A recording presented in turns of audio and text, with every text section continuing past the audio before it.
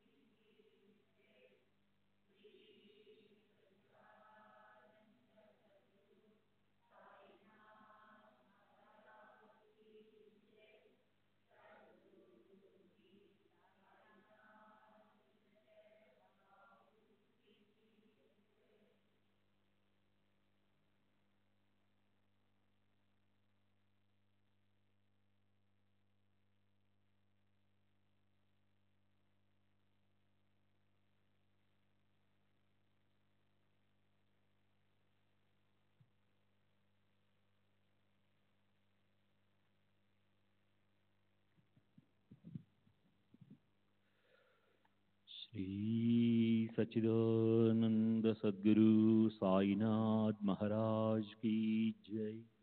सद्गुरु श्री साईनाथ शरद बाबू जी की जय।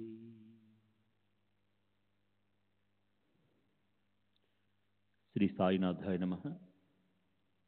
శ్రీ సాయి సచ్చరిత్రము 7వ అధ్యాయం నిన్నటి తరువాయి.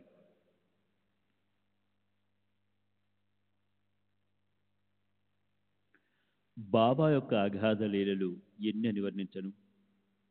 ఒకసారి గ్రామంలో ప్లేగు వ్యాధి వ్యాపించింది. అప్పుడు జరిగిన చమత్కారాన్ని వినండి.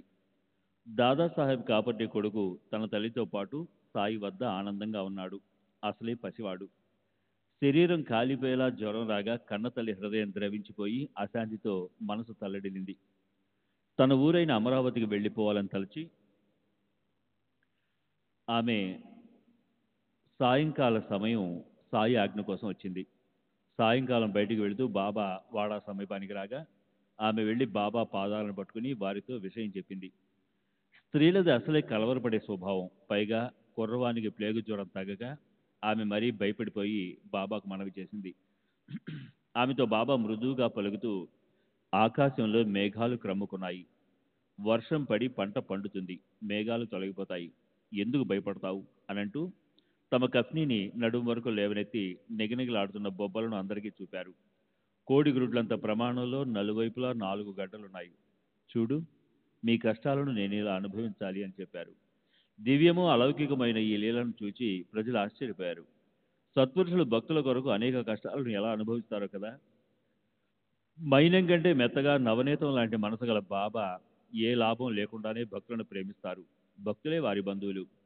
ఒకసారి నానాసాహెబ్ చందోర్కర్ నందూరు బార్ వదిలి పండరిపురం వెళ్ళడానికి బయలుదేరాడు. నానా పరమ భాగ్యశాలి. అతని అనన్య సేవ ఫలించింది. భూవైకుంఠ ప్రాప్తి కలిగి అతడు అక్కడ మామలతదారునిగా నియమింపబడ్డాడు. నందూర్ బార్లో ఉత్తరం అందుకున్న వెంటనే వెళ్లిపోవలసి ఉండేది. భగవంతుని దర్శించుకోవాలన్న కోరికతో గబగబా ప్రయాణానికి సిద్ధమయ్యాడు. షిరిడియే ప్రథమ పండరీపురం కనుక సకుటుంబ సపరివారంగా షిరిడీకి వెళ్లి బాబాకు నమస్కారం చేయాలన్న ఆలోచన కలిగింది. తాను షిరిడీ వస్తున్నట్టుగా ఉత్తరం రాయలేదు, కబురు కూడా పంపలేదు. సామానంతా సర్దుకుని త్వరగా బండిలో కూర్చున్నాడు. ఇలా నానా బయలుదేరిన విషయం షిరిడీలో ఎవరికీ తెలియదు. కానీ సాయికి సర్వం తెలుసు. వారి కళ్ళు సర్వత్రా ఉన్నాయి. నానా నీమ్గా ఊరి శివారుకు వచ్చేసరికి షిరిడీలో జరిగిన చమత్కారాన్ని వినండి. బాబా మహల్ సాబతి సమేతంగా మసీదులో ఉన్నారు. అప్పా షిండే, కాశీరాం మొదలగు భక్తులు ముచ్చటించుకుంటూ కూర్చున్నారు. ఇంతలో పండరిపురం ద్వారాలు తెరుచుకున్నాయి. మనం నలుగురం కలిసి ఆనందంగా భజన చేద్దాం అని బాబా అన్నారు. పూర్ణ త్రికాల జ్ఞాని అయిన సాయి నానా గ్రామ శివారు వద్దకు వచ్చిన విషయం తెలుసుకుని భజన సంబరంలో పడ్డారు. పండరిపురలా జాయేచే జాయేచే, తిజేంచి మజిలా రాహ్యాచే, తిజేంచి మజిలా రాహ్యాచే, ఘరతే మాజా రాయాచే. పండరిపురానికి వెళ్ళాలి వెళ్ళాలి, అక్కడే నేను ఉండాలి, అది మా ప్రభు గృహం. బాబా స్వయంగా భజన పాడుతుంటే అక్కడ కూర్చున్న భక్తులు వారిని అనుకరిస్తూ అంతా పండరినాథుని ప్రేమలో లీనమైపోయారు. ఇంతలో నానా కూడా వచ్చాడు. సకుటుంబంగా బాబా పాదాలకు వందనం చేశాడు. తమతో మహారాజు పండరిపురానికి వచ్చి నిశ్చింతగా ప్రశాంతంగా ఉండాలని నానా బాబాతో విన్నవించుకున్నాడు. నానా అలా అడిగే అవసరం లేకుండానే బాబా అప్పటికే పండరీపుర ప్రయాణానికి ఉత్సాహంగా భజన చేస్తున్నారని భక్తులు నానాకు తెలియజేశారు. నానా తనలో అత్యంత విస్మయాన్ని చెందాడు. బాబా లీలను గని ఆశ్చర్యచకితుడయ్యాడు. గద్గదుడై బాబా చరణాలపై శిరస్సు నుంచాడు. అలా నానా చందోర్కర్ బాబాకు ప్రణమిల్లి వారి ఆశీర్వాదాన్ని, విభూతి ప్రసాదాన్ని, వారి సెలవును తీసుకుని పండరిపురానికి బయలుదేరాడు. ఇలాగే ఈ కథ చెప్పుకుంటూ పోతే గ్రంథం విస్తారమైపోతుంది. అందువల్ల ఇప్పుడు భక్తుల దుఃఖాలను తొలగించే విషయాలను త్వరగా ముగిస్తాను. ఈ అధ్యాయాన్ని ఇంతటితో సమాప్తి చేస్తాను. బాబా చరిత్రకు అంతమంటూ ఉందా? తరువాతి అధ్యాయంలో ఇతర కథలను నా శ్రేయస్సు కొరకు చెప్తాను. నా అన్న ఈ అహంకారాన్ని అణిచివేయాలనుకున్నా అడగటం లేదు. ఈ నేను ఎవరు అనేది నిశ్చయంగా తెలియదు కనుక సాయియే తమ కథను చెప్తారు. వారే మానవ జన్మ యొక్క మహిమను తెలియజేస్తారు. తమ భిక్షావృతిని గురించి, బైజాబాయి భక్తిని గురించి, తమ భోజన పద్ధతిని కూడా చెప్తారు. మహల్ సాబతిని, తాచాగోతే గణపతిని తమ వెంట పెట్టుకుని బాబా మసీదులో ఎలా శయనించేవారో ఆలకించండి. హేమాడ్బంత్ సాయికి శరణుజొచ్చి తాను భక్తుల పాద రక్షణని తెలియజేస్తున్నాడు. సాయి ఆజ్ఞానుసారం ఇంతవరకు కథా వివరణ జరిగింది. స్వస్తి శ్రీ సంతసజ్జన ప్రేరితము భక్త హేమాడ్బంత్ విరచితమైన శ్రీ సాయి సమర్థ సచ్చరిత్రంలో వివిధ కథా నిరూపణములు 7వ అధ్యాయం సంపూర్ణం. శ్రీ సద్గురు సాయినాథార్పణమస్తు. శుభం భవతు. శ్రీ సచ్చిదానంద సద్గురు సాయినాథ్ మహారాజ్ की जय. सद्गुरु श्री साईनाथ शरद बाबू जी की जय.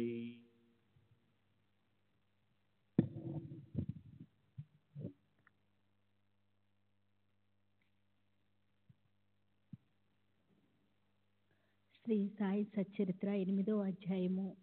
శ్రీ గణేశాయ నమః, శ్రీ సరస్వతాయ నమః, శ్రీ గురుభ్యో నమః, శ్రీ కులదేవతాయ నమః, శ్రీ సీతారామచంద్రోభ్యాయ నమః, శ్రీ సద్గురు సాయినాథాయ నమః. గత అధ్యాయంలో సాయి హిందువా లేక యవనల అన్న విషయం, బాబా నివాస స్థానమైన షిరిడి మహాభాగ్యం గురించి చెప్పబడింది. మొదట బాబా పనివానిగా ఉండి తర్వాత పిచ్చి పకీరుగా మారటము, బంజరు భూమిలో అందమైన తోట నిర్మాణం చేయటం, అదే ప్రదేశంలో భవనం తయారవటము, బాబా యొక్క దౌతి పోతి ఖండయోగ ప్రక్రియలను వర్ణించడమైనది.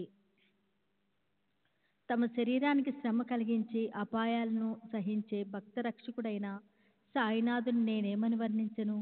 ఇప్పుడు మానవ జన్మ యొక్క ఘనత సాయి యొక్క భిక్షావృత్తి వర్ణన, బాయాజీబాయి సాధు సేవ, బాబా భోజన పద్ధతిని గురించి, బాబా, తాత్యా, మహల్సాపతి ఈ ముగ్గురు మసీదులో ఎలా శయనించేవారు, రహతాలోని కుశాల్ చందు గృహానికి సాయి సమర్థులు ఎలా వెళ్ళేవారు మొదలగు విషయాలను వినండి. ప్రతిరోజు ఉదయాస్తమానాలను అవుతాయి. అలా అనేక సంవత్సరాలు వృద్ధాగా గడిచిపోతాయి. సగజం సగం జన్మ నిద్రావస్థలో గడిచిపోతుంది. మిగిలిన జీవితాన్నైనా సరిగ్గా అనుభవించరు. బాల్యావస్థలో క్రీడాసక్తులు, తరుణ వయసులో తరుణ రక్తులు, వృద్ధాపంలో జరాగ్రస్తులై ఎప్పుడూ వ్యాధులతో పీడింపబడుతూ ఉంటారు. పుట్టటము బాగా పుష్టిగా పెరగటము, గాలిని పీలుస్తూ వదులుతూ దీర్ఘాయువుగా బ్రతకటము, వీనితో జన్మ సార్థకమైనట్లా? మానవ జన్మ యొక్క కర్తవ్యము పరమార్థ ప్రాప్తి, ఇదే సత్యం. లేకపోతే కుక్కలు, పందులు మొదలగు వారి బ్రతుకుల్లో ఏం లోపం ఉంది? కుక్కలు కూడా తమ పొట్టలు నింపుకుంటాయి, స్వేచ్ఛగా సంతానోత్పత్తిని కూడా చేస్తాయి. ఇలా కుక్కలు మానవులు సమానంగా ఉంటే ఇక మానవ శరీరానికి ఉన్న గొప్పతనం ఏమిటి? శరీర పోషణ మరియు మైదనం ఇవే మానవ శరీరానికి సాధనాలైతే, ఈ జన్మకు పర్యావసరం ఇదే అయితే ఈ నరజన్మ వ్యర్థము. ఆహారం, నిద్ర, మైథునాలు ఈ నాలుగింటితోనే ఆయువు ముగిసిపోతే ఇక కుక్కలకు మానవులకు భేదమేముంది? మీ వివేకంతో నిర్ణయించుకోండి. ఇదే మానవ శరీరానికి సార్థకత. అయితే మానవి పుడితే మాత్రం ఏం లోటు? కొలిమి తిత్తి కూడా శ్వాసోచ్ఛ్వాసాలను చేస్తుంది. కుక్కలు కూడా పుష్టిగా పెరుగుతాయి. మనుషులు ముక్తులు, నిర్భయులు, స్వతంత్రులు మరియు శాశ్వతంగా ఉండేవారు అన్న వివేకం ఉండటము ఈ జన్మకు సఫలత. మనమెవరము, ఎక్కడి నుండి వచ్చాము, ఈ మానవ జన్మకు కారణమేమిటి అన్న ఈ రహస్యాలను తెలుసుకున్నవారు వివేకవంతులు. లేకపోతే అంతా వ్యర్థ శ్రమ. నందాదీపము యొక్క జ్యోతి మొదట చివర ఒకేలా ఉంటుంది, అయినా అది క్షణం క్షణం వేరుగా మారుతుంది. ఈ శరీర పరిస్థితి కూడా అంతే. బాల్యము, యవనము, వార్ధకావస్థలు జనులందరికీ ఉంటాయి. కానీ అవి సహజంగా ఎలా వచ్చిపోతాయో ఎవరూ తెలుసుకోలేరు. కళ్ళకు కనిపించేది వెంటనే నశించిపోతుంది, అపరిమితంగా మారుతున్న ఒకటిగానే భాషిస్తుంది. అలాగే ఈ క్షణంలో ఉన్న శరీరం మరో క్షణంలో ఉండదు. శరీరము మలమూత్రాలు, శ్లేష్మము, చీము, రక్తాలు, మురికి కాలువ, దీనిని క్షణక్షణము మరణం వెంటాడుతూనే ఉంటుంది. ఇది చాలా చెడు లక్షణాలు గలది. ఈ మానవ శరీరము క్రిమికీటకాలకు అలవాలం. అనేక రోగాలను, అంగారం, క్షణభంగరము, అస్వాస్థము, రక్తమాంసాలు, నరాలతోనున్న వాహనము, ఎముకలు, చర్మాలతో కూడిన ఒక ఆకారము, మలమూత్రాలు, దుర్గంధపు గొయ్య, ఇది జీవునకు ప్రత్యక్ష ప్రతిబంధకము. రక్తమాంసాలు, చర్మము, నరాలు, కొవ్వు, మజ్జ, ఎముకలు, వాయువు మరియు మలమూత్రాలు విసర్జించే మురికి అవయవాలు గల ఈ శరీరము అల్పాయువు కలది. ఇలాంటి అమంగళం ఉన్న శరీరమైన మానవ శరీరం క్షణభంగరమే. అయినా మంగళకరుడైన పరమేశ్వర ప్రాప్తి ఈ శరీరం ద్వారానే. జనన మరణాలు ఎప్పుడు వెంట ఉంటాయి. వీనిని తలుచుకుంటేనే దారుణ భయం కలుగుతుంది. అకస్మాత్తుగా ప్రాణం వెళ్ళిపోతుంది. పగలు రాత్రులు ఎంతమంది వస్తున్నారో మరి ఎంతమంది పోతున్నారో ఎవరు గమనిస్తున్నారు? మార్కండేయుని వలె పూర్ణాయువుతో పుట్టిన వారికి కూడా కాలగతి తప్పదు. క్షణభంగరమైన ఇటువంటి మానవ శరీరంలో పుణ్యం సంపాదించి పెట్టే శ్లోకాలు, కథావార్తలు వినే సమయం సార్థకం అవుతుంది. మిగతా కాలము వ్యర్థము. దీన్ని బాగా నిశ్చయంగా తెలుసుకోవటము ఈ జన్మకు సార్థకము. కానీ ఎవరికైనా అనుభవం లేకుండా విశ్వాసం కుదరదు. ఈ అనుభవానికి బాగా అభ్యాసం చేయాలి. అప్పుడు శ్రేష్టమైన ఆనందాన్ని ఆశించే జీవుడు ఈ వైభవాన్ని సాధించగలడు. పరమేశ్వరుని అనుగ్రహంతో భార్యాబిడ్డలు, ధనము, వైభవం, సముద్రంచే చుట్టబడి ఉన్న భూమి సంప్రాప్తించిన మనసులో అసంతృప్తే ఉంటుంది. శ్వాస్తమైన సుఖశాంతులను పొందాలనే ధ్యేయాన్ని మనసులో పెట్టుకొని సర్వభూతాంతరాత్మమైన భగవంతుని ఉపాసించడమే పరమపద ప్రాప్తిదాయకము. ఈ మానవ శరీరము చర్మము ఎముకలు రక్తమాంసాలతో తయారైంది. ఇది పరమార్థం సంపాదించుకోవటానికి ప్రత్యక్ష ప్రతిబంధకము. దీనిపై మమకారాన్ని విడవాలి. దీనిని కేవలం ఒక నౌకరు వలె భావించండి. దీనిని నెత్తిన కూర్చోబెట్టుకోకండి. బాగా గారాభంగా చూస్తూ దీన్ని నరకద్వారం చేసుకోకండి. జీవించడానికి సరిపడా అన్న వస్త్రాలు తగు మాత్రం ఆలనా పాలనా చేసి దీన్ని జనన మరణాలను తప్పించుకోవటానికి ఆధ్యాత్మిక ప్రగతి కొరకు వినియోగించండి. ఇది జనన మరణాలతో కూడిన అనార్థకత్వము. ప్రతి క్షణము వినోదాత్మకము. నిరంతరము దుఃఖాలను కలిగించే దీని సుఖాలు క్షణికము. ఇవి మెరుపు తీగ వలె ఒక క్షణం ఉండి వెంటనే పోతాయి. ఇవి సాగర తరంగాల వలె క్షణికమని గ్రహించండి. శరీరము, ఇల్లు, ఇల్లాలు, పిల్లలు అంతా నశించిపోయేవారని తెలుసుకొనరు. తల్లిదండ్రులను స్వయంగా భుజంపై మోసుకొని పోయినా మనం వెళ్ళవలసిన వారమేనని గ్రహించరు. చనిపోయిన వారి వెనుక చావటము, మరలా జన్మించటము, అలా జనన మరణాల చక్రంలో తిరగటమే కానీ దీన్ని ఏ విధంగా తొలగించుకోవాలా అని ఒక్క క్షణమైనా ఆలోచించరు. నిత్యము కుటుంబ భారాన్ని మోస్తూ ఆయువు వేగంగా గడిచిపోతుంది. కాలము ఆయువును గణించటంలో నిమగ్నమై ఉంటుంది. అది తన కర్తవ్యాన్ని ఎప్పుడూ మర్చిపోదు. చివరి గడి రాగానే అది ఒక క్షణమైనా ఆగదు. జాలరి వలను బాగా లాగినప్పుడు దానిలో చిక్కుకున్న చేపల వలె జీవులు మరణ సమయంలో గిలగిలా కొట్టుకుంటారు. మహాభాగ్యం వల్ల ఎంతో పుణ్యం సంచయంతో ప్రాప్తించిన మానవ శరీరాన్ని ప్రతి గడియ సద్వినియోగం చేసుకోండి. ఈ మానవ శరీరం భగీరథ ప్రయత్నం చేసినా లభించదు.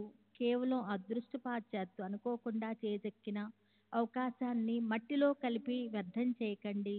తదుపరి జన్మలో సాధింపవచ్చని అనుకోకూడదు. ఈ అవకాశం ఒక్కసారి చేజారిపోయిందా ఇంకంతే. మరలా ఇది తప్పక లభిస్తుందని నిశ్చయం లేదు. అలా అనుకున్నవాడు మూర్ఖుడు. కొందరు పావులు వారి వారి కర్మానుసారము శుక్రబీజాలతో కలిసి యోని ద్వారా జన్మించే శరీరాలను పొందుతారు. శ్రీ సచ్చిదానంద సద్గురు సాయినాథ్ మహారాజ్ కి జై. సద్గురు శ్రీ సాయినాథుని శరత్ బాబూజీకి జై. అంతకంటే అదములు జంగమ వర్గాలలో జన్మిస్తారు. మరల తమ కర్మానుసారం స్థావరాలై జన్మిస్తారు. వారి వారి కర్మానుష్ఠానం జ్ఞానాన్ని బట్టి వారి శరీర గ్రహణమని శృతి ప్రమాణం. యదా ప్రజ్ఞింహ సంభవ అని శృతిమాత అత్యంత కరుణతో వచించింది. వారి వారి జ్ఞానాన్ని బట్టి జననం కూడా ఉంటుంది. పరమేశ్వరుని లీల అంతుపట్టనిది. దానిని సంపూర్ణంగా తెలుసుకోవటం అశక్యం. ఎవరికైనా అంశమాత్రమైన అది అవగాహన అయితే ఆ మానవ శరీరం ధన్యం. పరమ భాగ్యం వలన నరజన్మ లభిస్తుంది. మహాపుణ్యం కారణంగా బ్రాహ్మణ వర్ణంలో జన్మించటం, పరమేశ్వరుని అనుగ్రహం వలన సాయి చరణాల ప్రాప్తి, ఇవన్నీ చాలా అరుదైన లాభాలు. నానా రకాల జన్మలున్న మానవ జన్మ అన్నిటికంటే శ్రేష్టం. మనం ఎక్కడ నుంచి వచ్చాం, మనలను ఎవరు సృష్టించారు అని వివేకంతో ఆలోచించేది మానవులే. ఇతర యోనులలో జన్మించే ప్రాణులు దీనిని గ్రహించలేవు. అవి ఎలా పుడతాయో అలాగే చచ్చిపోతాయి. భూత భవిష్యత్ వర్ధమానం గతి గురించి గాని ఈశ్వరుని గురించి గాని అవి ఎరుగవు. అందువలన పరమేశ్వరుడు ఈ మానవ శరీరాన్ని సృష్టించి వివేక వైరాగ్యాలతో మానవుడు తనను ఆరాధిస్తాడని ఆనందించాడు. నశ్వరమైన శరీరాన్ని కలిగిన మానవుడు సాధనతో అవినాశి అయిన నారాయణుడు కాగలడు. ఈ సృష్టిలో మానవ శరీరానికి సమానమైన సాధన సంపద వేరొకటి లేదు. గారడీ వాడు గొప్ప చతురుడు. అజ్ఞానుల ఎదుట తన ఆటలను ప్రదర్శించడు. తన కౌశలంలోని మర్మాలను గ్రహించగల ప్రేక్షకులను కోరుకుంటాడు. అట్లే పశుపక్షులు మొదలగు జీవ జంతువులను, చెట్లు చేమలను అపారంగా సృష్టించిన పరమేశ్వరునికి తన లీల నిస్సారమని అనిపించి నిరాశతో దుఃఖం కలిగింది. సూర్య చంద్రులు తారలు నిండిన విస్తారమైన బ్రహ్మాండాన్ని నిర్మించిన గొప్ప కౌశలాన్ని ఎవరూ కొంచెమైనా గ్రహించటం లేదు. ఈ సకల లీలను చేయటంలో జగదీశుణ్ణైన నా ఉద్దేశం ఏమిటి అని నిశ్చయంగా ఒక్క జీవి అయినా తెలుసుకోవటం లేదు. నా ఈ అనుపమానమైన అపార వైభవాన్ని గ్రహించగలిగే కుశాగ్ర బుద్ధి కల ప్రాణిని సృష్టించనంత వరకు నా కార్యం ముమ్మాటికి నిష్ఫలమని తలచి జగదీశ్వరుడు తన సామర్థ్యాన్ని, సృష్టిలోని సారా ఆసారాన్ని విచక్షణా బుద్ధితో గ్రహించగల ప్రాణిని మానవుని రూపంలో సృష్టించాడు. అగాధమైన నా వైభవాన్ని, అట్లే అపూర్వమైన నా శక్తిని, నా మాయా లీలను అంతటినీ అతడు ఆశ్చర్యపూర్వకంగా తెలుసుకుంటాడు. అతడే నన్ను అవలోకిస్తూ జ్ఞానాన్ని సంపాదిస్తాడు, నన్ను ధ్యానిస్తాడు, ఆశ్చర్యపడతాడు. అప్పుడు నా లీల సంపూర్ణమవుతుంది. ప్రేక్షకులు ఆనందించటమే నా యొక్క లీలకు సంపూర్ణత. నేను జగత్తును శాసించే విధానాన్ని చూచి నరుడు కృతార్థుణ్ణి అనుకోవాలి. శరీరాన్ని పోషించటం కోరికలను తీర్చుకోవటానికి, డబ్బు గడించటానికి కాదు. యావజ్జీవం తత్వజ్ఞానాన్ని సంపాదించటయే జీవితానికి సాఫల్యత. అభేద జ్ఞానమే తత్వం. ఉపనిషత్తులోని బ్రహ్మజ్ఞానం అదే. పరమాత్మ ఉపాసన అన్నా అదే. భక్తులు భగవంతుడు అన్నా అదే. గురువు బ్రహ్మ వేరు వేరు కాదన్న అభేద జ్ఞానం కలగడమే భక్తి. ఈ భక్తితో మాయను తరించడం సులభమని తెలుసుకోండి. యోగ్యులు, శ్రద్ధ కలిగిన పురుషులు జ్ఞాన వైరాగ్యాలను సంపాదించుకుంటారు. ఈ ఆత్మతత్వంలో లీనమైన భక్తులు భాగ్యవంతులు. అజ్ఞానం నిరసనం కాకుండా, ఆత్మస్వరూపాన్ని తెలుసుకోకుండా కృతార్థులమని అనుకోవడం ఒక విలక్షణమైన ప్రతిబంధకం. జ్ఞానం మరియు అజ్ఞానం ఈ రెండు అవిద్యలో పుట్టిన వికారాలు. ముళ్ళుతో ముళ్ళుని తీసి రెంటిని పారవేసినట్లుగా జ్ఞానంతో అజ్ఞానాన్ని తొలగించి జ్ఞాన అజ్ఞానతీతులై నిర్మలమైన ఆత్మస్వరూపంలో స్థితులవడమే నరజన్మ యొక్క పర్యవసానం. విషయ వాసనలు అనే చమురంతా అయిపోయి అజ్ఞానందకారపు బుగ్గి రాలిపోయి నేను నాది అనే ఒత్తి కాలిపోనంత వరకు జ్ఞానజ్యోతి తన ప్రభను ప్రకాశింపచేయదు. శరీరానికి సంబంధించిన పనులు అవి తప్పనిసరి అయినా కాకపోయినా అవన్నీ బుద్ధి సంకల్పించినవని తెలుసుకోవాలి. సుఖంగా ఐశ్వర్యాన్ని, విశ్రాంతిని అనుభవించడం లేదా రామనామాన్ని స్మరించడం మనకు మరో రెండవ పని లేదు. కనుక ఏ కోరికలు లేకుండా విశ్రాంతిగా ఉండండి. శరీరం, ఇంద్రియాలు, మనసు, బుద్ధి ఇవన్నీ ఆత్మకు ఉపాధులు. అందువలననే స్వయంగా అనాది ఆభోక్త అయిన ఆత్మ భోక్తృత్వాన్ని ఆపాదించుకుంటుంది. ఆత్మ యొక్క భోక్తత్వం ఔపాధికం. ఆత్మ స్వాభావికంగా స్వయంగా అనుభవించలేదు. ఈ విషయంలో న్యాయశాస్త్రం, అన్వయ వ్యతిరేకాలు ప్రమాణాలు. ఈ ఆత్మరహస్యాన్ని తెలుసుకుని ప్రాప్తించిన కర్మలను బుద్ధికి అప్పచెప్పి దాని ద్వారా మనోధర్మాలను చేయిస్తూ స్వయంగా తాము ఏ పని చేయనట్లు ప్రవర్తించాలి.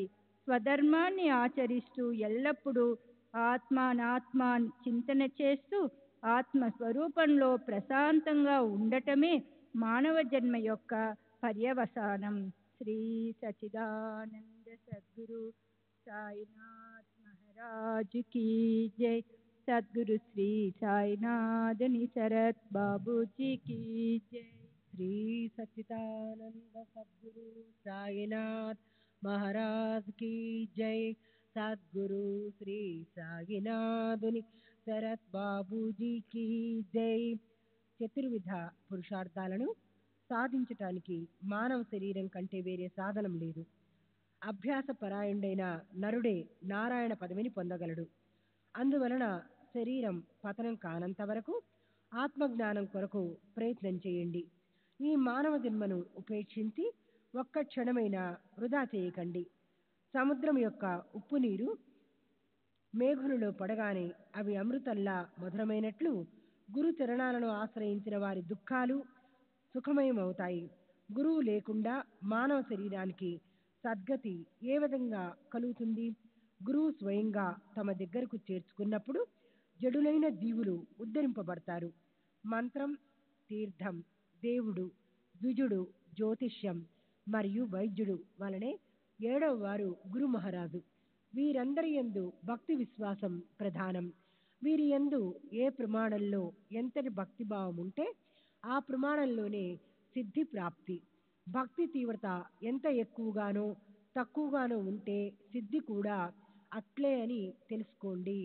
సత్పురుషులు బద్ధులను ముముక్షువులుగాను, ముముక్షువులను ముక్తులుగాను మార్చుతారు. అవ్యక్తమైన వీరు వ్యక్తమై పరోపకారార్థం పనిచేస్తారు. వ్యాఖ్యలు, ప్రవచనాలు, పురాణాలు చేయలేని పనులు సత్పురుషుల ఆచరణ, ప్రవర్తన, వారి మౌన ఉపదేశాల ద్వారా సులభ సాధ్యమవుతాయి. క్షమ, శాంతి, నిస్సంగత్వం, భూతదయ, పరోపకారం, ఇంద్రియ నిగ్రహం, నిరహంకారం మొదలగు వారిని ఆచరించే వారు దుర్లభం.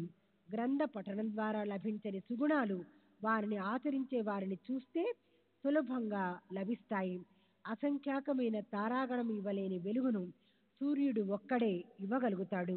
అట్లే ఉదారులైన సత్పురుషులు తమ స్వాభావికమైన ఆచరణ ద్వారా అనేక జీవులకు బంధ విముక్తులను చేసి అత్యంత ఆనందాన్ని ప్రసాదిస్తారు. సాయి మహాత్ములు ఈ కోవకు చెందిన వారే. వారు ఐశ్వర్యవంతులు, గొప్ప శ్రీమంతులు అయిన ఫకీరుని వలె ఆచరించేవారు. ఎల్లప్పుడూ ఆత్మనిరతులై ఉండేవారు. వారు అన్ని ప్రాణులను సమదృష్టితో చూచేవారు. నేను, నాది అన్న మాట వారికి లేదు. అన్ని ప్రాణులను దయతో చూచేవారు. అన్ని జీవులలోనూ భగవంతుణ్ణి చూచేవారు. వారికి సుఖాలలో ఆనందం లేదు, దుఃఖాలలో శోకము లేదు. రాజును పేదను సమానంగా చూడటం సామాన్య విషయమా? తమ కనుసైగతో క్షణంలో నిరుపేదను మహారాజుగా మార్చగల సాయి జోలి పుచ్చుకొని గడప గడపకు తిరిగేవారు. వారు ఎవరింటికి వెళ్లి బిచ్చగాని వలె, అమ్మాయి రొట్టె ముక్క తెచ్చిపెట్టు అని తమ చేయి చాచేవారు. వారు ధన్యులు. ఒక చేతిలో రేకుడబ్బా, రెండవ చేతిలో జోలే తగిలించుకొని ప్రతిరోజు స్వయం నియమంగా కొన్ని ఇళ్లకు వెళ్ళేవారు. కూర, సాంబారు, పాలు, మజ్జిగ వంటి పలచని పదార్థాలను జనులు రేకు డబ్బాలో పోసేవారు. వారి భోజన కౌతుకాన్ని చూడండి. అన్నమును, రొట్టెను బాబా జోలిలో వేయించుకునేవారు. పల్చని పదార్థాలను డబ్బాలో వేయించుకునేవారు. వారి దిఫకు రుచిని గ్రహించాలన్న ఆశ లేదు. ఇక మనసులో వేరువేరు పదార్థాల రుచిని తెలుసుకోవాలన్న లాలస ఎందుకుంటుంది? తమ జోలలో యాదృచ్ఛికంగా పడిన వారిని సేవించి తృప్తి పడేవారు. ఇవి రుచికరం, అవి అరుచికరమని వారి జిహ్వ ఎరుగదు. వారు ప్రతిరోజు పగలు భిక్ష కోసం ఊళ్ళోకి వెళ్ళేవారు. దానితో కడుపు నింపుకొని సంతుష్టులయ్యేవారు. అదైనా నియమంగాన తమ ఇచ్ఛానుసారం ఒకప్పుడు ఒకే రోజు 12 మారులు భిక్షకు ఊళ్ళోకి వెళ్ళేవారు. ఇలా తెచ్చిన అన్నాన్ని మసీదులోని మట్టి పాత్రలో ఉంచేవారు. కాకులు, కుక్కలు అందులోనే తింటున్నా ఎప్పుడూ వారిని తరిమేవారు కాదు. మసీదు ప్రాంగణాన్ని తిమ్మే స్త్రీ కూడా 10-12 రొట్టెలను తన ఇంటికి తీసుకువెళ్లేది. ఆమెనెప్పుడూ వారించేవారు కాదు. కుక్కలను, పిల్లులను కూడా కలలో కూడా తరమటం ఎరగని వారు పేదలను, దుర్బలులను అడ్డగిస్తారా? వారి జీవితం ధన్యం. మొదట్లో వారు పిచ్చి పకీరు అనే ప్రజలలో ప్రసిద్ధి అయ్యారు. రొట్టె ముక్కలను అడుక్కొని పొట్ట నింపుకునే వారిలోని గొప్పతనం ఎలా కనిపిస్తుంది? ఫకీరు అయిన వారు ఉదార హృదయులు, ప్రేమమూర్తులు, ఏమీ అపేక్షించని వారు. పైకి చంచలంగా కనిపించినా అంతరంగంలో నిశ్చలంగా ఉండేవారు. వారి ప్రవర్తన అంతుపట్టనిది. షిరిడి కుగ్రామంలో ఉదార స్వభావం కల భాగ్యవంతులు ఉండేవారు. వారు బాబాను మహాత్మునిగా భావించేవారు. తాత్య కోతే తల్లి బయాజాబాయి రొట్టెల బుట్టను తలపై పెట్టుకొని మధ్యాహ్నం అడవిలోకి వెళ్ళేది. మైళ్ళు మైళ్ళు నడిచి చెట్లు పొదలు దాటుకుంటూ వెళ్ళి పిచ్చి పకీర్ను వెతికి పట్టుకొని వారి పాదాలపై పడేది. ఆమెది ఎంతటి ఉత్తమ స్వభావం! మధ్యాహ్నం సాయంత్రం అరణ్యానికి వెళ్ళి బాబాకు రొట్టె కూర పెట్టేది. ఆమె యొక్క తపస్సును బాబా జీవితాంతం మర్చిపోలేదు. దానికి గుర్తుగా ఆమె పుత్రునికి మేలు చేశారు. ఆమెకు ఆమె భర్తకు ఇద్దరికి ఫకీరు శరణాలయందు దృఢమైన భక్తి. ఆ ఉభయులకు ఫకీరే దేవుడు. భగవంతుడు భక్తిభావం ఉన్న వారికే చెందుతాడు. ఫకీరు బాబా ధ్యాన మగ్నుడై ఉండగా బయాజబ్బాయి ఆకు వేసి బుట్టలోని అన్నం వడ్డించి పట్టుదలగా తినిపించేది. రాధ వైభవం కంటే పేదరికం శ్రేష్టం. ఎల్లకాలం నిలకడగా ఉండేది పేదరికమే. శ్రీ సచ్చిదానంద సద్గురు సాయినాథ్ మహారాజ్ की जय. सद्गुरु श्री साईनाथुनि शरत बाबूजी की जय.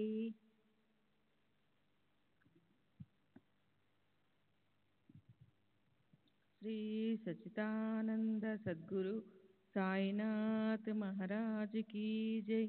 सद्गुरु श्री साईनाथुनि शरत బాపూజీ కీ జై. భాగ్యం క్షణం బంగురం అని బాబా ఎప్పుడూ చెప్పేవారు. తరువాత బాబా అడవులను వదిలి ఊర్లోకి వచ్చి ఉంటూ మసీదులో అన్నం తిననారంభించారు. ఆ తల్లి శ్రమను తొలగించారు. ఆ దంపతులు పాటించిన విషయాన్ని వారి తరువాత తాత్య కూడా అట్లే పాటించాడు. సత్పురుషులు నిజంగా ధన్యులు. వారి హృదయంలో ఎప్పుడూ వసుదేవుడు ఉంటాడు. ఆ సత్పురుషులలో సమాగము సౌఖ్యాన్ని పొందిన భక్తులు ధన్యులు. తాత్య మహాభాగ్యవంతుడు. మహల్సాపతి కూడా గొప్ప పుణ్యాత్ముడు. వీరిద్దరూ బాబా యొక్క సమగమ గౌరవాన్ని సమానంగా అనుభవించారు. తాత్య మరియు మహల్సాపతి మసీదులో శయనించేవారు. బాబాకు కూడా వీరిద్దరిపైన సమానంగా అనుసమానమైన ప్రేమ. వీరు తూర్పు పడమర ఉత్తరం 3 దిక్కులలో ముగ్గురి తలల నుంచి మధ్యన ఒకరి పాదాలు మరొకరికి తగిలేలా ప్రక్కలు పరుచుకొని కథలు కబూర్లు చెప్పుకుంటూ ఒకరికి కునుకు వస్తే రెండొక వారు లేపేవారు. తాత్య గుర్రు పెడితే బాబా అతనిని ఇటు అటు దొర్లించి అతని తలను పట్టుకొని ఒత్తుతూ వెంటనే లేపేవాడు. మహల్సాపతితో కలిసి బాబా తాత్యాను గట్టిగా పట్టుకొని అతని కాళ్ళు పట్టేవాడు. అతని వీపును కూడా మర్దించేవాడు. ఈ విధమైన అనుబంధంతో తాత్య 14 సంవత్సరాలు బాబాతో మసీదులో నిద్రించాడు. భాగ్యవంతమైన ఆ రోజులు గడిచిపోయినాయి. ఆ జ్ఞాపకాలు ఎప్పుడూ గుర్తుంటాయి. తల్లిదండ్రులను ఇంటి వద్ద వదిలి బాబాపై ప్రీతితో మసీదులో శయనించిన తాత్యాకు గల ప్రేమను ఎలా తూచగలం? అతనిపైనున్న బాబా కృపను ఎవరు విలువ కట్టగలరు? తండ్రి చనిపోయిన తర్వాత తాత్య సంసారంలో పడ్డాడు. ఇంటికి యజమాని మరియు గృహస్థుడై ఇంట్లోనే నిద్రించేవాడు. ఇటువంటి భక్తులను మరియు శ్రద్ధ నిష్ఠలున్న వారికే సాయి యొక్క అనుభవాలు ఆహ్వానించకుండానే కలుగుతాయి. ఇది భక్తులను చమత్కారాన్ని కలిగిస్తుంది. రహతాలో కుశాల్ చంద్ అనే పేరుతో ప్రసిద్ధి చెందిన ఒక గృహస్థుడు ఉండేవాడు. అతడు బాబా భక్తుడు, ధనవంతుడు. ఆ ఊరి షావుకారు. బాబాకు ప్రసిద్ధ గణపతి కోతే పాటిల్ పైనున్నంత ప్రేమ కుశల్ చంద్ పినతండ్రి పైన కూడా ఉండేది. మార్వాడి జాతి వాడైన అతనికి బాబాపై చాలా అభిమానం. ఈ ఇద్దరు తరచు ప్రీతిగా కలుసుకునేవారు. కొంతకాలానికి దైవేచ్ఛతో పెద్ద సేట్ చనిపోయాడు. అయినా బాబా అతనిని మరువలేదు. పైగా ఆ ప్రేమ రెండింతలైంది. తర్వాత కుశల్ చంద్ పైన బాబా ప్రేమ పెరుగుతూనే ఉండేది. బాబా తమ జీవితాంతం అహర్నిశలు అతని బాగోగులు కనిపెట్టుతుండేవారు. భావికులైన భక్తులకు వెంట పెట్టుకుని బాబా ఒకసారి ఎద్దుల బండిలో మరోసారి గుర్రపు బండిలోనూ మైలున్నర దూరంలో ఉన్న రాతాకు వెళ్ళేవారు.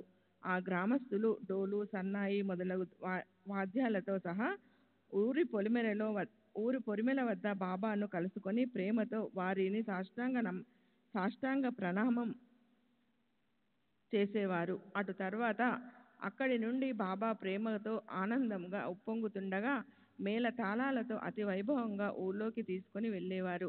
కుశల్ చంద్ బాబాను తన ఇంటికి తీసుకొని వెళ్ళేవాడు. అక్కడ పలహారాలను సేవింపచేసే వారిని సుఖంగా కూర్చుండబెట్టి ఆ తర్వాత ఉభయులు పాత కథలను గత స్మృతులను ముచ్చటించుకునేవారు. వారి పరస్పర ఆనందానికి ఎవరు వర్ణించగలరు? ఈ విధంగా ఆనందంగా విహరించిన పలహారాన్ని సేవించిన తర్వాత బాబా తమ సహవాసులతో కలిసి సంతోషంగా తిరిగి వచ్చేవారు. ఒకవైపు రాతా గ్రామం, రెండో వైపు నీమ్గాం గ్రామం, ఈ రెంటి మధ్య షిరిడి గ్రామం. ఈ మధ్య కేంద్ర బిందువు నుండి ఈ రెండు గ్రామాల నుండి బయటకి బాబా స్థూల శరీరంతో తమ నిర్యాణం వరకు ప్రయాణం చేయలేదు. అయినా వారికి ఎక్కడ ఏం జరుగుతున్నది అంతా తెలుసు. వారు ఎక్కడికి ప్రయాణం చేయలేదు. రైలు బండి అసలు చూడనే లేదు. అయినా ఆ రైలు బండి రాకపోకల వేళల గురించి వారికి తెలుసు. రైలు బండి కదిలే సమయానికి వెళ్ళాలని భక్తులకు ప్రయాణమై బాబా అనుమతి కోసం వారి వద్దకు వెళ్తే అంత తొందరపడుతున్నారెందుకు అని అనేవారు. బాబా ఇక త్వరపడకపోతే ముంబై వెళ్ళే రైలు తప్పిపోతుంది, ఉద్యోగానికి ముప్పు వస్తుంది, మా యజమాని నన్ను ఉద్యోగం నుండి తీసివేస్తారు అని అంటే ఇక్కడ వేరే యజమాని ఎవరూ లేరు. ఎందుకింత తొందర? వెళ్ళి కొంచెం రొట్టె తిను, మధ్యాహ్నం భోజనం చేసి వెళ్ళవచ్చు అని చెప్పేవారు. వారి మాటలకు జవదాటే ధైర్యం ఎవరికి ఉంటుంది? పిల్లలు, పెద్దలు, వివేకులు, ప్రజ్ఞులు అందరికీ ఇది అనుభవమే. వారి ఆజ్ఞను పాటించిన వారి బండి ఎప్పుడు తప్పిపోలేదు. కానీ వారి మాటలకు లక్ష్య పెట్టని వారు తప్పక ఫలితాన్ని అనుభవించేవారు. అసంఖ్యాకంగా ఉన్న ఇటువంటి అపూర్వము అభిమానము అయిన అనేకులు అనుభవాలను ఒకటి తర్వాత ఒకరికి సంక్షిప్తంగా చెప్తాను. హేమంత్ సాయి చరణాలను శరణుజొచ్చి తరువాతి అధ్యాయంలో భక్తులు తమ ఊళ్ళకు వెళ్ళేటప్పుడు బాబా ఆజ్ఞను పొందాలి. ఆజ్ఞను పొందిన వారే వెళ్ళటం, లేనివారు ఉండిపోవటం, లేకపోతే బాబా మాటలను జవదాటటం వలన అపాయాలకు గురి కావటం గురించి తెలియజేస్తాడు. అట్లే మధుకర వృత్తి చేపట్టి సాయిబాబా భిక్షాన్నాన్ని ఎందుకు సేవించేవారు? పంచసునాది పాతక క్షళనం మొదలగు కథలను వర్ణన తర్వాత ఏమీమి శ్రేయస్సు కొరకు సాయి చరిత్రను శ్రవణం చేయుడని హేమంత్ శ్రోతలకు చరణాలకు నమస్కరించి మాటి మాటికి వేడుకుంటున్నారు. స్వస్తి శ్రీ సంత సజ్జన ప్రేరితము భక్త హేమంత్ పంత్ విరచితము అయిన శ్రీ సాయి సమర్థ సచ్చరిత్రములో శ్రీ సాయి సమర్థ వాతరణము 8వ అధ్యాయము సంపూర్ణము. శ్రీ సద్గురు సాయినాథ అర్పణమస్తు. శుభం భవతు. శ్రీ సచ్చిదానంద సద్గురు సాయినాథ మహారాజ్ కీ జై. సద్గురు శ్రీ సాయినాథుని శరణ్ బాబూజీ కీ జై. శ్రీ సాయి సచ్చరిత్ర 9వ అధ్యాయము. శ్రీ గణేశాయ నమః, శ్రీ సరస్వత్యాయ నమః, శ్రీ గురుభ్యో నమః, శ్రీ కులదేవతాయ నమః, శ్రీ సీతారామచంద్రాభ్యాయ నమః, శ్రీ సద్గురునాథాయ నమః.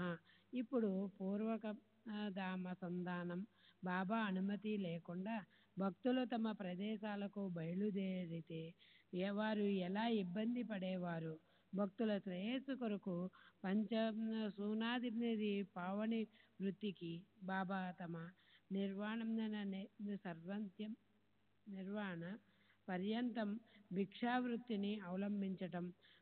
అబ్రహ్మ స్థావరాలలో సాయియే సర్వత్రా వ్యాపించి ఉన్నారు. సాయి కరుణతో సకల ప్రాణులలో భగవంతుడు ఉన్నాడని అందరి మనసులలో నాటేవారు. అందువలన ఈ పావన కథలను శ్రద్ధగా శ్రవణం చేయుండని నేను శ్రోతలను ప్రార్థిస్తున్నాను. వీరిని వింటుందంటే కృతకృత్యులవుతారు. షిరిడీ యాత్ర యొక్క విశిష్టత. యాత్రికులు బాబా అనుమతి లేకుండా తిరిగి వెళ్ళిపోతే విఘ్నాలను ఆస్వాదించుకున్నట్లే. అయితే ఒక్కసారి వారి ఆజ్ఞ అయిన తర్వాత షిరిడీలో ఒక్క క్షణము ఉన్న విఘ్నాలు తలపైన పడేవి. ఇది అందరికీ అనుభవం. బాబా ఆజ్ఞను మీరి ప్రవర్తించిన వారు దారిలో కష్టాలు పడేవారు. అనేకులను దారిలో దొంగలు దోచుకునేవారు. దానిని వారు జీవితాంతం గుర్తుంచుకునేవారు. రొట్టె తిని వెళ్ళండని బాబా చెప్పగా ఎవరైనా తినకుండా త్వరపడి బయలుదేరి వెళ్ళితే వారికి బండి నుండి కొరక ఉపవాసంతో మాడిపోయేవారు. దీనిని అనేక భక్తులు గ్రహించారు. ఒకసారి తాత్యా కోతేపాటిలో కొపరకంలో ప్రతి వారం జరిగే సంతకు బయలుదేరి మసీదుకు వచ్చారు. టాంగాను బయట నిలిపి బాబా దర్శనము చేసుకొని బాబా అనుమతి తీసుకునే వంకతో వెళ్ళి వస్తానంటూ బాబా పాదాలకు వందనం చేశాడు. భక్తులు అశ్రద్ధతో బాబా అనుమతిని తీసుకోకున్న బాబాకు సమయాలు మంచి చెడు వేళలు తెలుసు. తాత్య తొందరపాటును చూచి కొంచెం ఆగు అని అన్నారు. బజారుకు మరోసారి వెళ్ళొచ్చు, ఇప్పుడు ఊరి బయటకు వెళ్ళవద్దని చెప్పారు. కానీ తాత్య యొక్క మొండి వైఖరిని గమనించి శ్యామను వెంట పెట్టుకుని వెళ్ళు అని చెప్పారు. కానీ శ్యామమ్మ అవసరం ఏముందని తలచి బాబా మాటను లెక్క చేయకుండా తాత్య టాంగాలలో కూర్చుని బజారుకు బయలుదేరాడు. 2 గుర్రాలలో ఒకటి సంచలమైనది, 300 రూపాయలు ఖరీదైనది. షావుల్ విహార్ వద్ద అదుపు తప్పి అతివేగంగా పరుగెత్తసాగింది. ఎన్నడూ కొరడా దెబ్బ తిని ఎరుగనిది అతి త్వరగా బజారుకు వెళ్ళగల గుర్రం పడిపోయింది. దాంతో అకస్మాత్తుగా బండి పడిపోయింది. తాత్య నడుము పట్టింది. ఇక ఎక్కడి బజారు, ఎక్కడ సంత? తాత్యకు సాయినాథ్ గుర్తుకు వచ్చారు. వారి మాట విని ఉంటే ఈ అపాయం తప్పేది కదా. జరిగిపోయిన దానిని గూర్చి ఆలోచించటం వ్యర్థం. ఇలాగే మరోసారి జరిగింది. తాత్య కోలాహర్ గ్రామానికి బయలుదేరాడు. టాంగా సిద్ధం చేసుకొని వచ్చి బాబా పాదాలకు వందనము చేసి ఇక వెళ్ళవస్తానని చెప్పాడు. బాబా పూర్తి అనుమతి లభించలేదు. అయినా అలాగే బయలుదేరాడు. ఆ తర్వాత ఏం జరిగిందో వినండి. అసలే అది చాలా వేగంగా వెళ్ళి బండి, గుర్రాలు అదుపు లేకుండా దారి మిట్ట పల్లాలు చూడకుండా అతివేగంగా పరిగెత్తగా ప్రాణం మీదకు వచ్చింది. సాయిబాబా దయతో అపాయం తొలగింది. టాంగా తుమ్మమ్మ చెట్టుకు గుద్దుకొని ఆగిపోయింది. నయం, అక్కడితో వెనకకు మరలాడు. తరువాత ప్రమాదం నుండి తప్పించుకున్నాడు. ఇలాగే ఒక ముంబై పురవాసి, ఆంగ్లేయుడైన గొప్ప గృహస్థుడు మనసులో ఏదో కోరికతో సాయి దర్శనానికి వచ్చాడు. శ్రీ సచ్చిదానంద సద్గురు సాయినాథ్ మహారాజుకి, సద్గురు శ్రీ సాయినాథుని శరత్ బాబూజీకి జై. సద్గురు సాయినాథ్ మహారాజ్ కి జై.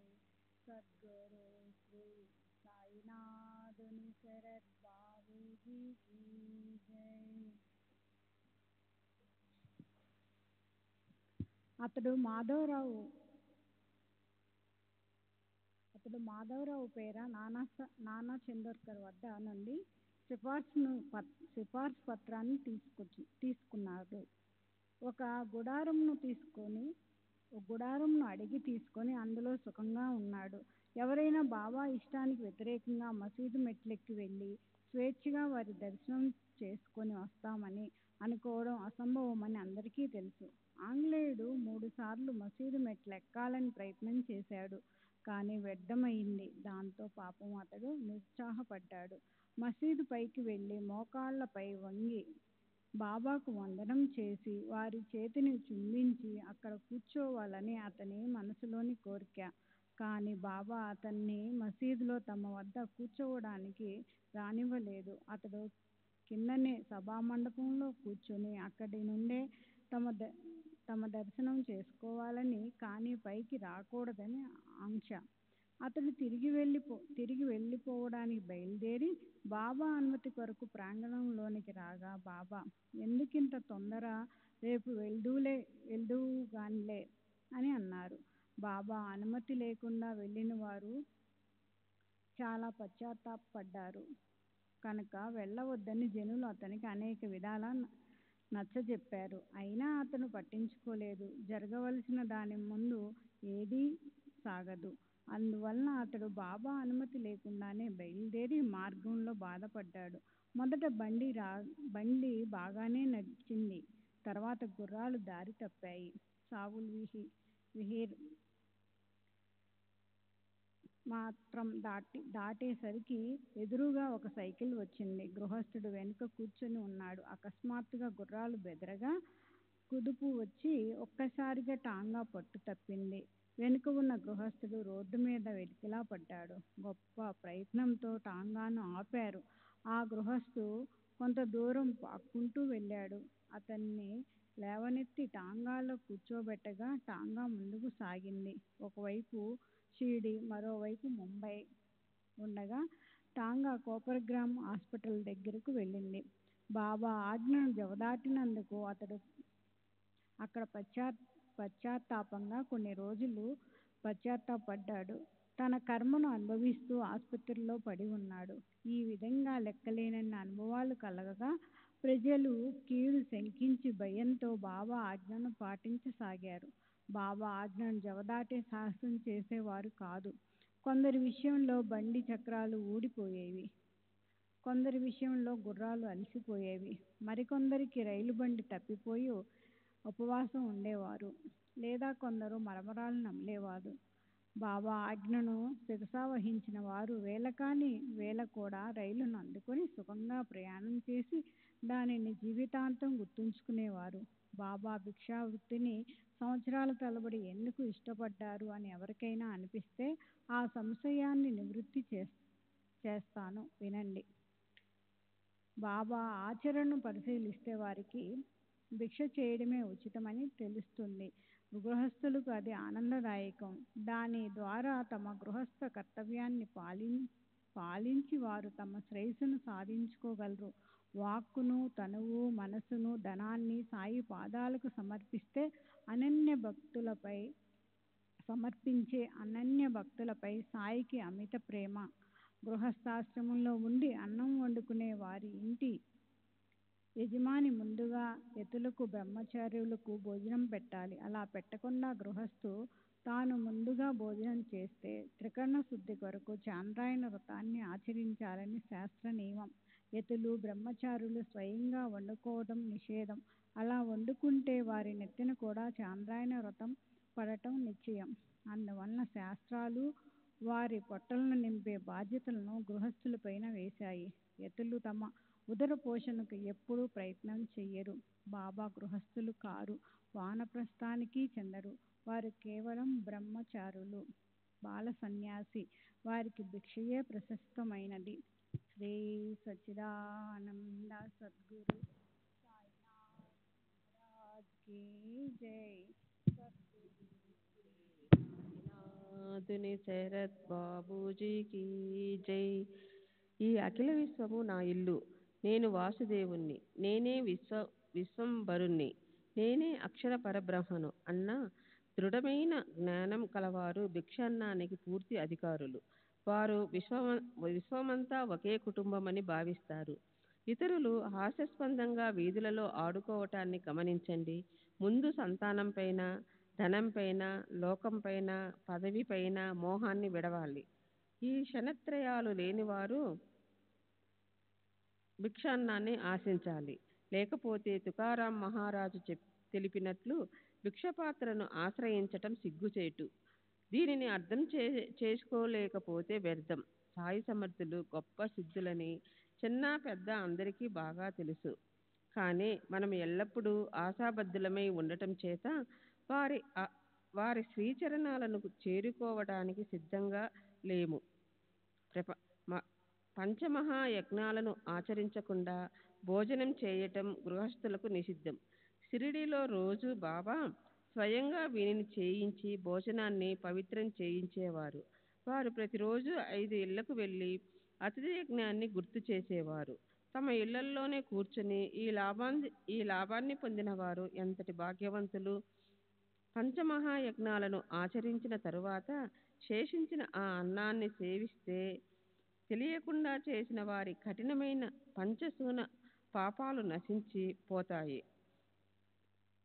కండని, చుల్లి, పేషాని, ఉదకుంబి, మార్జావి ఇవి పంచసూనాలని ప్రజలలో ప్రసిద్ధి. రోటిలో ధాన్యం వేసి రోకలితో దంచి పొట్టును తీయటంలో తెలియకుండానే జీవహింస జరుగుతుంది. కానీ ఇదంతా చేయకపోతే ఆ ఆ ధాన్యం వంటకు పనికిరాదు. పంచసూనాలలో మొదటి పాపం ఖండని. పొయ్యిలో కర్రలు పెట్టి వండటంలో తెలియకుండా ఎన్నో జీవులు చచ్చిపోతాయి. చుల్లి అని ఇది రెండో పాపం. తిరగలిలో ధాన్యాన్ని పిండి చేస్తున్నప్పుడు తెలియకుండా అసంఖ్య ప్రాణులకు హాని కలుగుతుంది. దీని పేరు పేషాని. వాపికూప తటాకాల నుండి కుండలో నీళ్లు తేవడం లేదా అక్కడ స్త్రీలు పురుషులు తోమడం లేదా ఉతకడం వలన అసంఖ్యక ప్రాణులు మరణిస్తాయి. బిందెలను శుభ్రపరచటానికి వానిని చేత్తో తోమటంలో అనిచ్ఛపూర్వకంగా హత్యలు జరుగుతాయి. ఇది ఉదకుంబి అనే 4వ పాపం. అట్లే చన్నీళ్లతో గాని లేక వేడి నీళ్లతో స్నానం చేస్తున్నప్పుడు కల్లాపి చల్లుతున్నప్పుడు ఎన్నో ప్రాణులు దారుణంగా చచ్చిపోతాయి. దీని పేరు మార్జాని.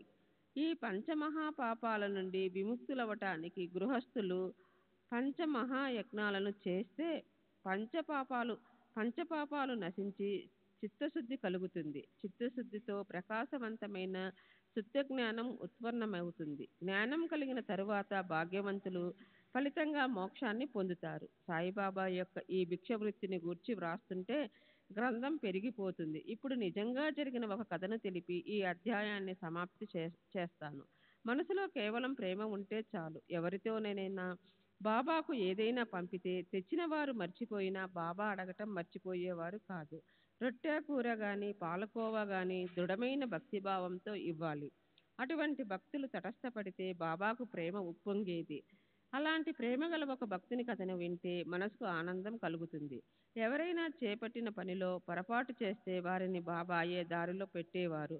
ఇలాంటి రమ్యమైన శిక్షణా పద్ధతితో బాబా సరి అయిన సమయానికి సరిదిద్దేవారు. దీనిని అనుభవించిన వారు ధన్య భాగ్యులు. వారి ఆనంద స్థితిని వర్ణించలేను. రామచంద్రుడు అనే భక్తశ్రేష్ఠుని తండ్రి ఆత్మారాముడు. వారి ఇంటి పేరు తర్కట్. అతనికి సాయియే విశ్రామధామం. అతనిని బాబాసాహెబ్ తర్కట్ అని అందరూ ఎప్పుడూ పిలిచేవారు. ఇప్పుడు ఈ గ్రంథంలో అతని గురించిన కథ. శ్రీ సచ్చిదానంద సద్గురు సాయినాథ్ జై జై సద్గురు శ్రీ సాయినాథుని శరత్ బాబూజీకి జై.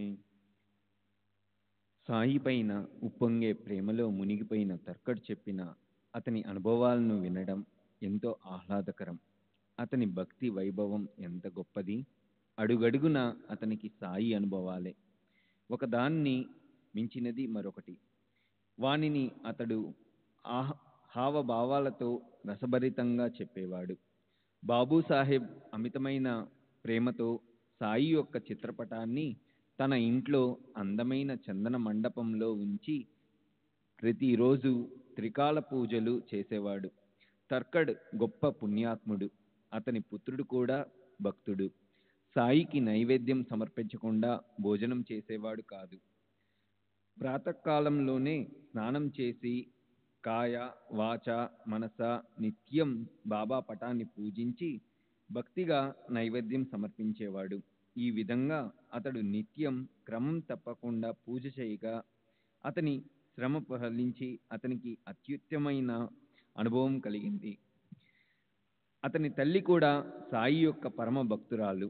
ఆమె షిరిడి వెళ్ళాలని ఉబలాటపడింది.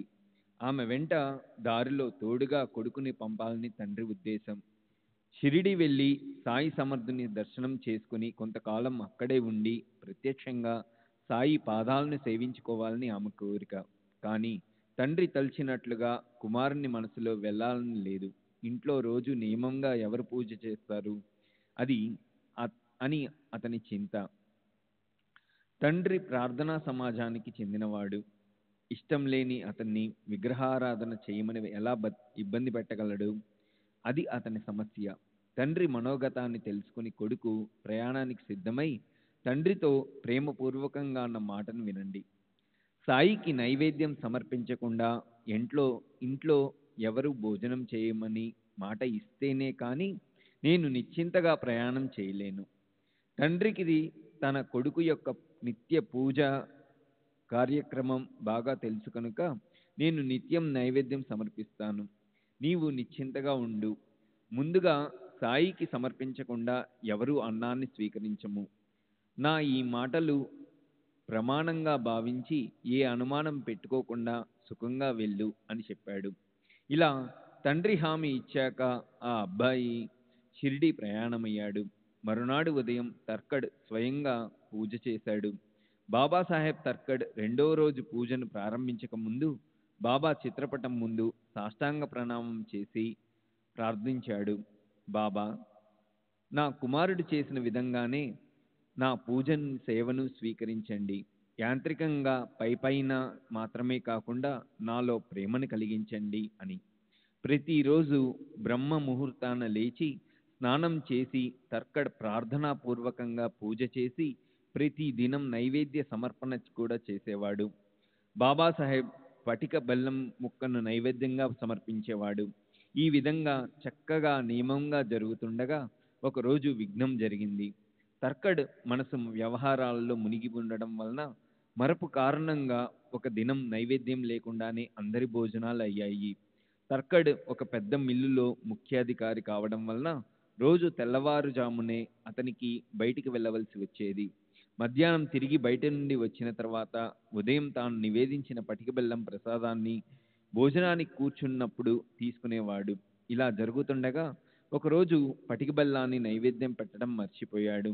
అందువలన భోజనంలో ప్రసాదం లేదు. భోజనానికి కూర్చున్నప్పుడు వంట మనిషి రోజు ఆ పటిక బెల్లం నైవేద్యాన్ని పళ్ళెంలో వడ్డించేది. అదే అన్నశుద్ధి. కానీ ఆ రోజున పూజా సమయంలో ఏదో కారణంగా త్వరపడడం వలన పటిక బెల్లాన్ని నైవేద్యంగా సమర్పించలేదు. అందువలన ప్రసాదాన్ని వడ్డించలేదు. తర్కడ్ పశ్చాత్తాపంతో పళ్ళెం ముందు నుంచి లేచి సాయి పటానికి వందనం చేసి ఆవేదనతో నయనాశ్రుతువులతో వేడుకున్నాడు. బాబా, ఏమిటి ఈ మాయ? నా వలన ఈ పొరపాటు ఎలా జరిగింది? నా పూజ యాంత్రికంగా జరిగింది. నన్ను క్షమించండి. ఇది పొరపాటు కాదు, మహాపాపం. నేను బాగా పశ్చాత్తాపడుతున్నాను. నేను పొరపాటు చేశాను. నేను సిగ్గు విడిచిన వాణ్ణి. మహాప్రభు, నన్ను కరుణించండి. అంతఃకరణం కరిగి బాబా పటం ముందు సాష్టాంగపడ్డాడు. మహారాజా, దయాగణ, నాపై కరుణ చూపండని ప్రార్థించాడు. నిస్సహాయుడు అయి కొడుకుకు ఉత్తరం రాశాడు. నా వలన పెద్ద ప్రమాదం జరిగింది. నన్ను క్షమించమని బాబాను ప్రార్థించు. అనన్య శరణుజొచ్చిన నన్ను కరుణించమని సాయిని ప్రార్థించు. మరియు ఈ దీనదాసుని కొరకు వారి అభయ హస్తాన్ని, వారి అభయ వచనాన్ని వేడు. బాంద్రాలో జరిగిన ఈ విషయం 100 కోసుల దూరంలో ఉన్న షిరిడికి వెంటనే చేరింది. అప్పుడు బాబా అన్న మాటలు వినండి. బాబా భూత భవిష్యత్ వర్తమానాలకు దేశ కాలాలకు అతీతులు. వారు త్రికాలజ్ఞులని అని అనడానికి ఇది ప్రత్యక్ష ప్రమాణం.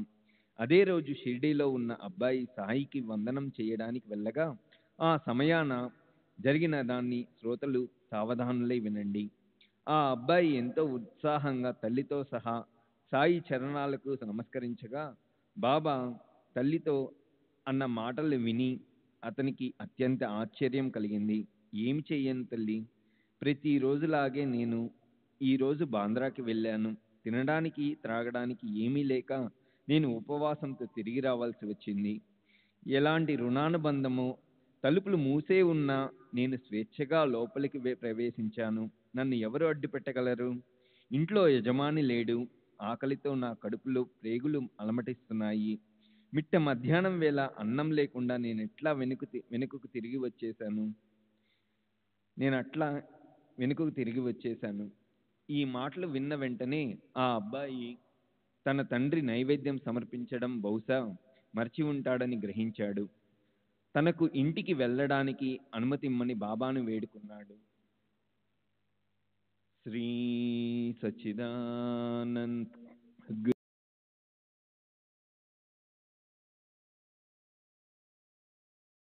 नादुनी शरद बाबूजी की जय।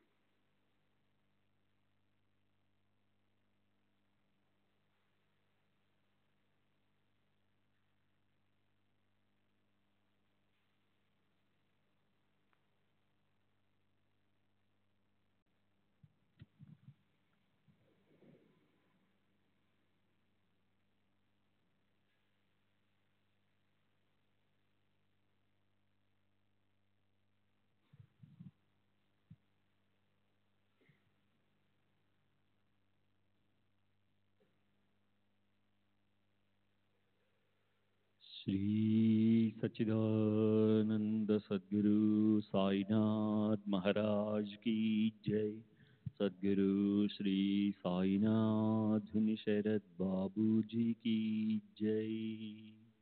साई रहम नजर करना, बच्चों का पालन करना। साई रहम नजर करना, बच्चों का पालन करना। जाना तुमने जगत पसार, सब ही झूठ जमाना। जाना तुमने जगत पसार, सब ही झूठ जमाना।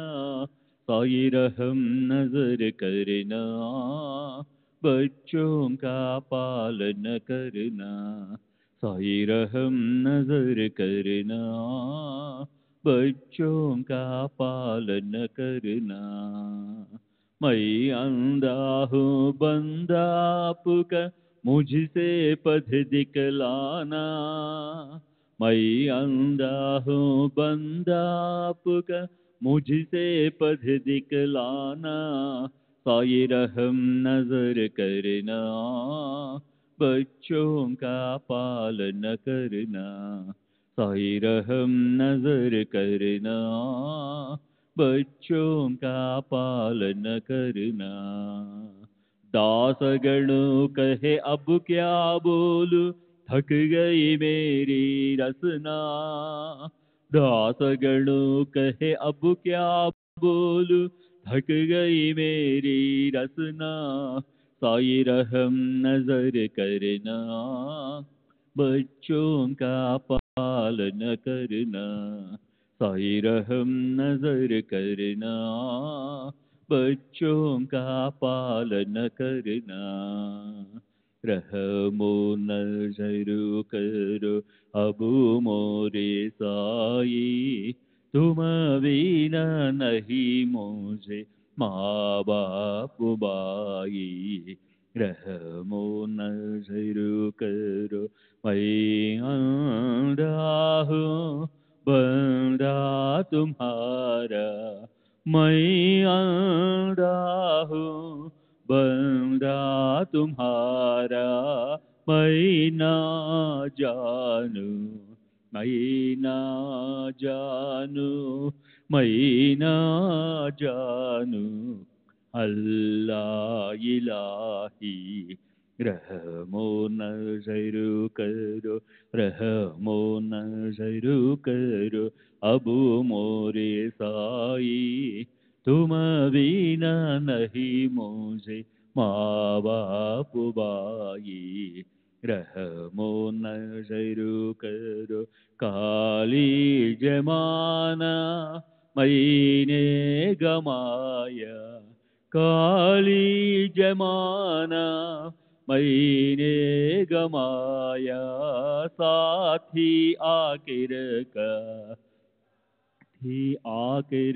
का, साथी आखिर का, तुम बिना कोई, रहमो नज़र करो, रहमो नज़र करो, अब मोरे साई तुम बिना नहीं मुझे माँ बाप भाई, रहमो नज़र करो, अपने मस्जिद का झाड़ू गणो है, अपने मस्जिद का झाड़ू गणो है, मालिक हमारे, मालिक हमारे, मालिक हमारे, तुम बाबा साई, रहमो नज़र करो, रहमो नज़र करो,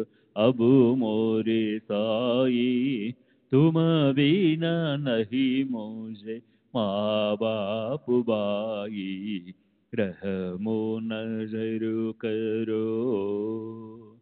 श्री सच्चिदानंद सद्गुरु साईनाथ महाराज की जय।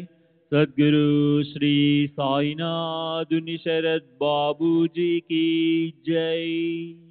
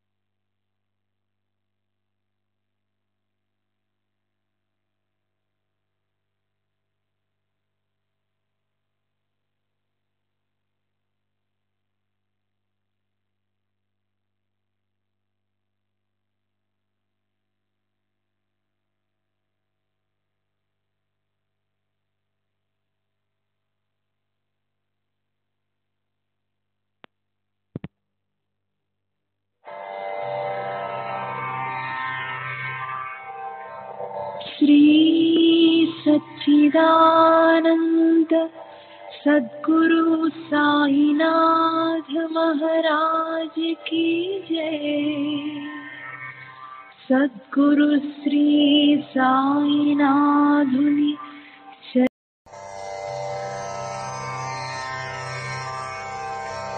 श्री सच्चिदानंद सद्गुरु साईनाथ महाराज की जय। सद्गुरु श्री साईनाथुनि शरद बाबू जी की जय।